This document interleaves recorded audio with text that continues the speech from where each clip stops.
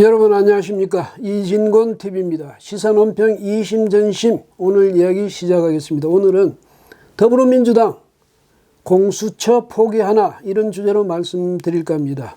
이해찬 더불어민주당 대표가요 30일 국회 당대표실에서 기자간담회를 갖고 이 국회의원 정수를 늘리지 않는다 이런 원칙을 재확인했습니다. 이 대표는 민주당은 지역구 225명 또 비례대표 75명으로 한다는 이것을 당론으로 확정했다.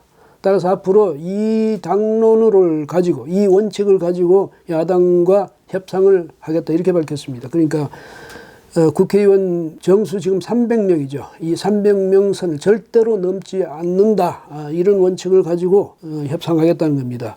이에 앞서서 지난 27일에 심상정 정의당 대표가 뭐라고 했냐면 취임 100일 기자간담회에서 그랬잖아요. 의원 정수를 한 10% 늘리는 게 좋겠다. 이렇게 공론화를 시도했습니다. 이게 왜 그러냐면요. 현재 패스트트랙에 올라가 있는 준연동형 비례대표제 이걸 골간으로 하는 선거법 개정안 여기에 따르면 지역선거구 28개가 없어집니다. 그걸 이제 비례대표로 늘리는데 거기 쓰자는 거죠. 그런데 이걸 뭐 민주당 지도부는 받아들일 수도 있을지 모르지만은 민주당 의원들은 말도 안 되는 소리죠. 예? 국회의원들한테 지역선거구 이거는 뭐 생명이나 마찬가지죠. 정치적으로 말하자면. 그런데 그걸 양보하려 하겠습니까? 그래서 아마 정의당 같은 데서는 민주당이 협조하지 않을 수가 있다. 그래서 꾀를 낸 것이 뭐 28석 줄이는 게 아니고 30석으로 오히려 늘려주겠다 이겁니다. 그렇게 해서 민주당의 적극적인 지원을 또 협조를 받아내겠다는 속셈인데 국민에게 물어보지도 않고 자기들 마음대로 그 자기들 서로가 계산이 맞으면 그냥 하겠다는 것 아닙니까? 국회의원도 마음대로 늘렸다 줄였다. 이게 말이나 되는 겁니까? 이 정의당 말이죠. 그동안에 무슨 정의구현 이거 선도사처럼 그렇게 해왔다가 요 최근에 들어서 이게 계속 이렇게 합니다. 조국 장관 임명 때도 뭐 데스노트 이걸 가져가지고 거기 정의당 그 데스노트에 오르면 낙마한다 뭐 이런 이제 징크스가 있다는데 조국 장관 임명에 있어서는 심상정 대표 그때도 대통령의 임명권을 존중한다 이렇게 해가지고 찬성해 준 것 아닙니까? 그 바람에 얼마나 젊은이들한테 심한 반박을 받았습니까? 그런데 또 이렇게 하는 겁니다. 30석 늘리자고. 국민한테 부담을 좀 더 지우면 어떠냐고. 민주당으로서는 뭐 이게 정권 초기였다면 그대로 밀고 나갔을 수가 있죠. 그래 좋아 30명 늘리자. 이래가지고 우리가 서로 뭐 담합하면 되지 않느냐 이렇게 할 수도 있었겠지만 조국 사태 이후로 분위기가 아주 완전히 바뀌었거든요. 그러니까 민주당은 내년 총선에서 승리가 어렵게 된 거죠. 뭐 승리를 기약할 수 없게 된 것이야 말할 것도 없고 자칫하다가는 참패를 못 면한다 이런 이제 분위기가 형성된 겁니다. 그래서 이런 상황에서 국회의원 정수 30석 늘리자 이런 정의당 안을 받아들일 수가 있겠습니까?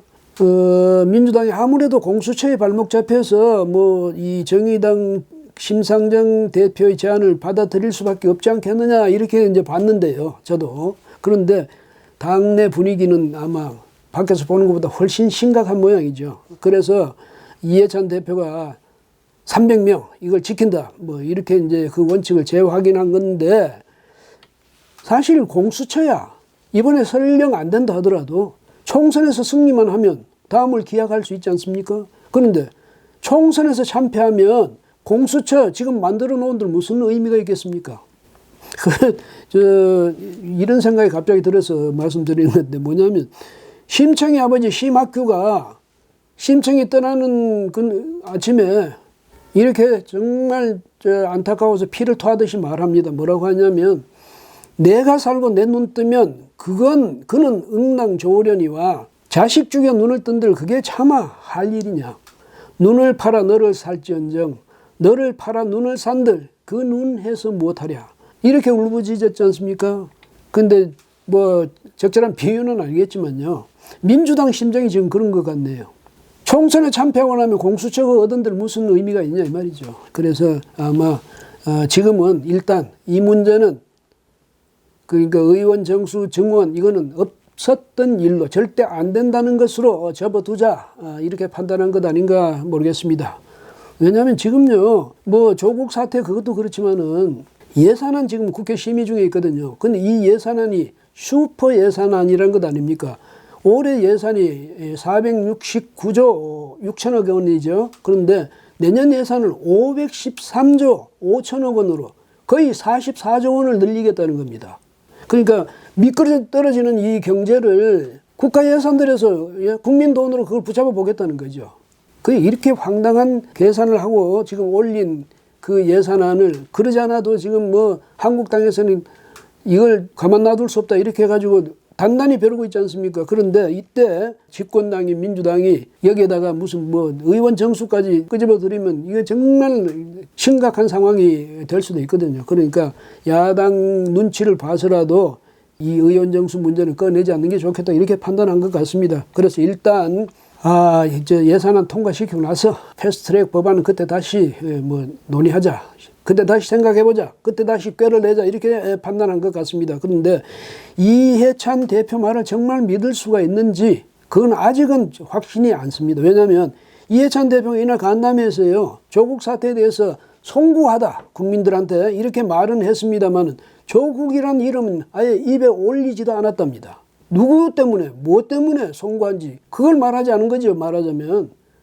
그런 진정성을 어떻게 믿을 수가 있겠습니까? 또 이 대표 경우는 또 이랬습니다. 소장파에서 자신이 이제 퇴진해야 된다 이렇게 주장을 하고 있지 않습니까? 이 대표 이제는 물러나라 이렇게 주장을 하는데 이 대표 말이 이겁니다. 간담회에서 뭐라고 했냐면 우리 권리당원이 70만 명이다. 그중에 뭐 나보고 이렇게 말하는 사람 한 2,000명 정도 되는데 이러면서 일축해버렸어요. 이렇게 말하는 사람의 진정성을 어떻게 믿을 수가 있느냐. 한편으로 이런 의심이 드는 것도 사실입니다. 근데 어쨌든 이 대표가요, 이 300석을 고수하겠다. 이렇게 하면 패스트트랙 그것은 없었던 일이 되겠죠. 왜냐하면 정의당 등에서는 이 공수처 지지 안 해줄 거고 민주당은 선거법 개정 이걸 또 지지 안 해줄 거고 이러면 없어지는 거죠. 그런데요, 사실은 그게 당연한 일입니다. 국민이 하지 마라. 이런 일을 억지로 해낸 사람들, 국민이 말리는데도 기어이 일을 해낸 그런 사람이나 혹은 그런 정권, 성공한 예가 없습니다. 망한 예는 많죠. 다른 야당들도요, 터무니없는 계산하지 말고 차곡차곡 국민의 신뢰를 쌓아서 의석을 늘려가겠다 이런 생각을 하십시오. 무슨 로또 복권 타듯이 선거법 하나 고쳐가지고 앞으로도 장기적으로 안정의석을 확보하겠다 그런 발상하지 말고요.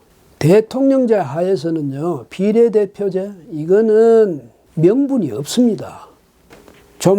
국민을 위한 정치 이건 말이 아니라 실천으로 그걸 보여주는 그런 정당들이 되기를 바랍니다. 그리고 이 대표 반드시 재확인한 그 원칙 지키십시오.